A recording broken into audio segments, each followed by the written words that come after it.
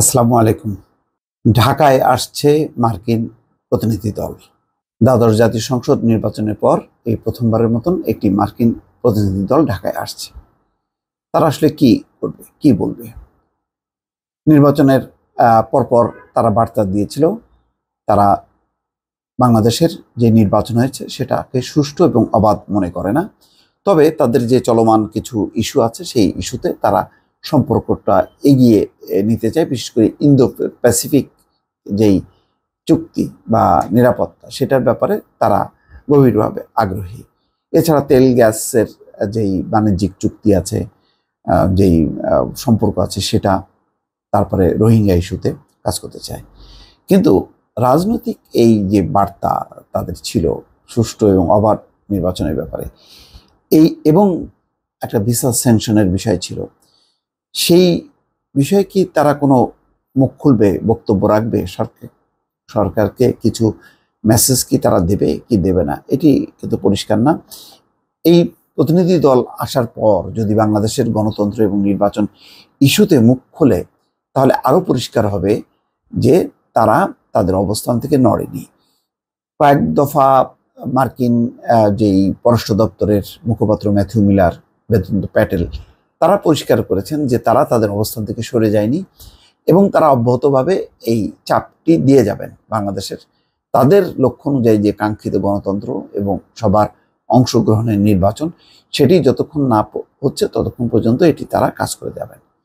তো দেখা যাক তার ধারাবাহিকতাটা এই প্রথম যেই প্রতিনিধি দল আসছে তারা কিভাবে এটা হ্যান্ডেল করে বা তারা কার কার সাথে কথাবার্তা বলে, সেটাও দেখলেও মোটামুটি আঁচ করা যাবে। দ্বাদশ জাতীয় সংসদ নির্বাচনের পর প্রথমবারের মতো ঢাকায় আসছে যুক্তরাষ্ট্রের একটি প্রতিনিধি দল। 3 দিনের সফরে আগামী 21শে এপ্রিল তাদের ঢাকায় আসার কথা রয়েছে। মার্কিন এই প্রতিনিধি দলের সদস্যদের মধ্যে থাকবে বাণিজ্য প্রতিনিধি কার্যালয়ের দক্ষিণ ও মধ্য এশিয়া বিষয়ক সহকারী ব্রেন্ডান লিঞ্চ। তবে আরেকটি বিষয় আছে, সেটি হচ্ছে তৈরি পোশাকের ক্ষেত্রে, এবং সেই ক্ষেত্রেও তাদের বেশ কিছু বিষয় আছে। তারা শ্রম অধিকার এই বিষয়গুলো নিশ্চিত না হলে তারা ভিন্ন কোনো অবস্থান নেবে, এমন আভাস ইঙ্গিত কিন্তু তারা দিয়েছে। তো এটি যদি বাণিজ্য প্রতিনিধি দল হয়ে থাকে তাহলে তাদের হয়তো আলোচনার ধরন ভিন্ন হবে।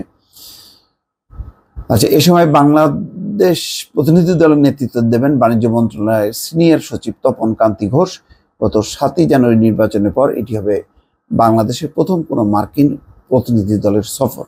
প্রতিনিধি দলের এই সফর বাণিজ্য সম্প্রসারণ ছাড়াও শ্রম আইন সংস্কার, তথ্য আইনের সুরক্ষা সহ বিভিন্ন বিষয়ের জটিলতা দূর করতে দুই পক্ষ আলোচনা করবে বলে জানা গেছে। এতে ওয়াশিংটনের পক্ষ থেকে শ্রম সংস্কার, মেধাস্বত্ব ও তথ্য সুরক্ষা আইনের উপর জোর দেওয়া হবে বলে বাণিজ্য ও পররাষ্ট্র মন্ত্রণালয়ের সূত্র বলছে। অর্থাৎ তাদের আইটি বিষয়ক কিছু আছে, কারণ একটা আইটির বিশাল বিজনেস এখানে গড়ে উঠেছে। সেই ক্ষেত্রে কিছু আইনগত মতপার্থক্য আছে, সেটিও হয়তো দূর করার চেষ্টা করবে। সবচেয়ে বড় কথা হলো যে রাজনৈতিক ইস্যুতে অতীতে কথা বলেছেন সেই ডোনাল্ড লু, তিনি কিন্তু এই সফরে নেই। আফরিন আক্তার, তিনিও নেই। বাকি যারা যারা কথা বলেছেন তারা কিন্তু নেই। ফলে এই বাণিজ্য প্রতিনিধি দল তারা ঠিক রাজনৈতিক ইস্যুতে কথা বলবেন কিনা বিষয়টি এখনো পরিষ্কার না। দর্শক, ভালো থাকবেন। আল্লাহ হাফেজ।